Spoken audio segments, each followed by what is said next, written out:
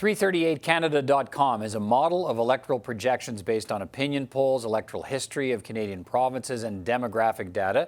The website is operated by Philippe J. Fournier, who, along with being a political numerical junkie, happens to be an astronomy and physics professor as well at Cégep de Saint-Laurent in Montreal. And he is with me now. Good to see you, Professor. Thanks for being here. Good morning, Mr. Van Dusen. First off, explain how you create your projections. Let's start there. Well, it's a complex system, but basically, if I want to break it down here, we use opinion polls, we use demographic data from the Canadian census, and also I look at the history of all the districts, electoral districts in the country. I did the same thing in Ontario and Quebec and Alberta last spring to try to modelize the movement in public opinion. And so far, well, it's not a perfect system, but it has called 91% of district winners in those three elections. And so I'm applying this this time to the federal election. It's much more complex, I can tell you that. There are a lot of numbers, a lot of polls, but so far I think I'm keeping up. Okay. Let's start with what your latest projections tell us about the overall race. When you put all the numbers together and you analyze it, what are you seeing? Well, I would stress that it's really close right now, and any scenario, whether a conservative majority, conservative minority, liberal minority, liberal majority, they're all on the table right now because the numbers are so close.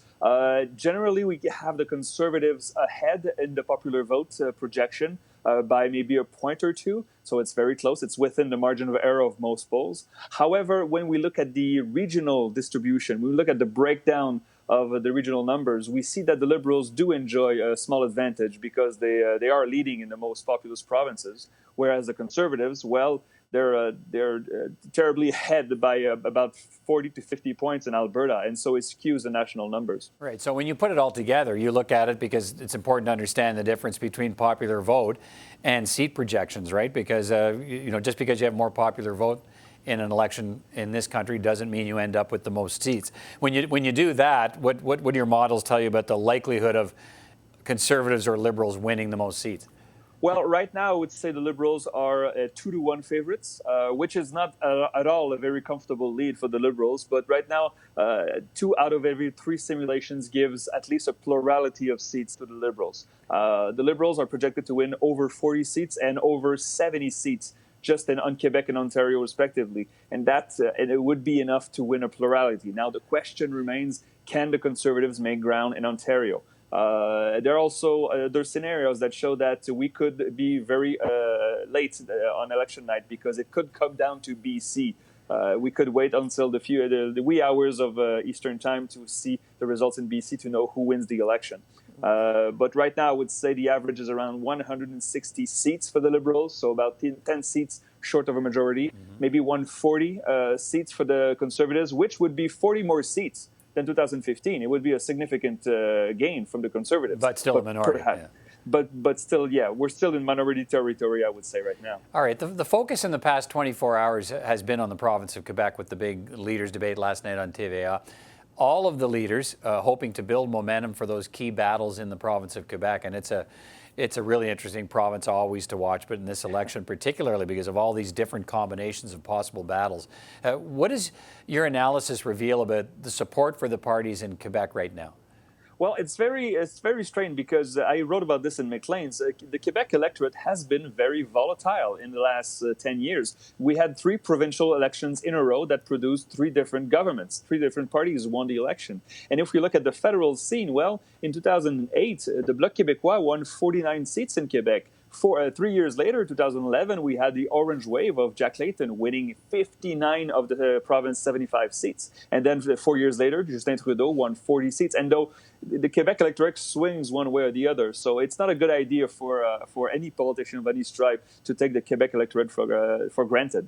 Right now, we still have the Liberals favored in Quebec. But we have seen some movement that shows that the Bloc Québécois is inching up and taking ground from the Conservatives, and that could make a huge difference in the rural parts of Quebec. Okay, so we've seen some polling as well that suggests that Francophone support for the Liberals may be dropping somewhat. What do you think is happening on the ground? What's causing the shift?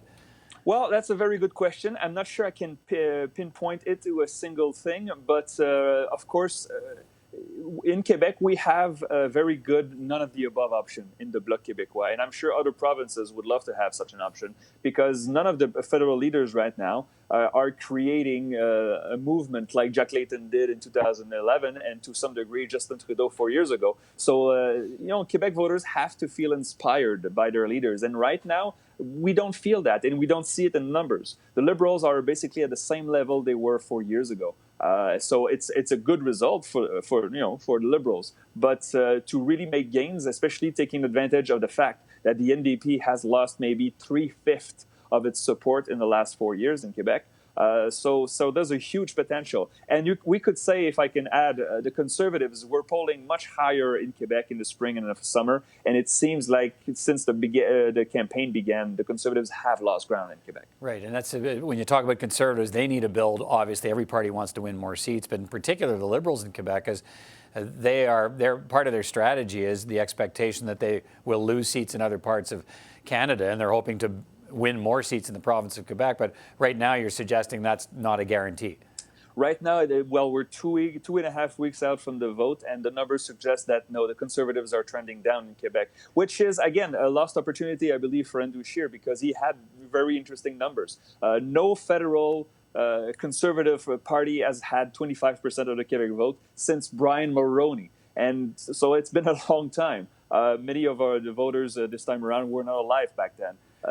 And so right now, the average for the Conservatives are around 20%. They should do very well in Quebec City and then in the suburbs of Quebec City, but they're not polling at all in Montreal. And in the regions of Quebec right now, well, they're treading the Bloc Québécois. So slim pickings for the Conservatives, it looks to be this time around. I would add that the path to a majority for Andrew Scheer goes through Quebec.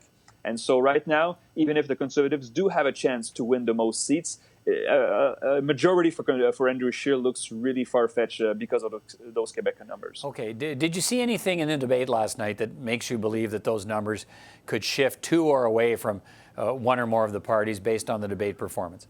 Well, that's a good question. So I watched the debate last night and tried to have, the eye of the average Quebec voter. And of course, Andrew Scheer had I don't want to say the handicap, but of course, it was hard for him to speak, to be at ease, as much at ease as the others. Jagmeet Singh was really good in French, so that was surprising. But obviously, François Blanchet and Justin Trudeau had the advantage of the language. It was a really hard night for Andrew Scheer. And so if he wanted to convince those rural Quebecers to vote for him instead of the Bloc, I think the last night's debate did not help. Okay, you have also been doing a closer analysis of the rural-urban divide and what that means for the parties. I mean, we talk a lot in this country, and certainly in this election campaign, about polarization in the East and West, Alberta and Saskatchewan, and how they view the country differently and the way they're treated differently than Central Canada and Atlantic Canada. But you've been doing some analysis here of something else, and we talk somewhat about it, the rural-urban divide. We should be more worried about that. What does your analysis show you? Well, it was very interesting. So I look at the map, and of course, we all know that Liberals do better in the cities, but I wanted to have a better grasp. I wanted to have numbers to support that argument, and the numbers were absolutely amazing. So I broke down all 338 districts in Canada by population density. So it's not a perfect measure of the urbanity level of a district, but it's still a pretty good index. So when you look at population density, it goes from 17,000 people per square kilometer in downtown Toronto to a fraction of a person per square kilometer in the territories. And when we break it down through that measure, we see that among the 60 densest districts, the Conservatives have exactly one, and it's in the suburbs of Quebec City. And so in the voting intentions, the Liberals lead the Conservatives by 26 points in the most dense districts in this country. When we look at the other end of the spectrum, when we look at the more rural parts of the country, so of course that would include Alberta, but also Saskatchewan, Ontario, and parts of Quebec as well. When we look at the more rural areas, the Conservatives dominate and have a 16-point lead over the Liberals. So yes, there is an East-West divide that is evident, that is obvious in Canada. But this rural and urban divide, I think, is growing starker.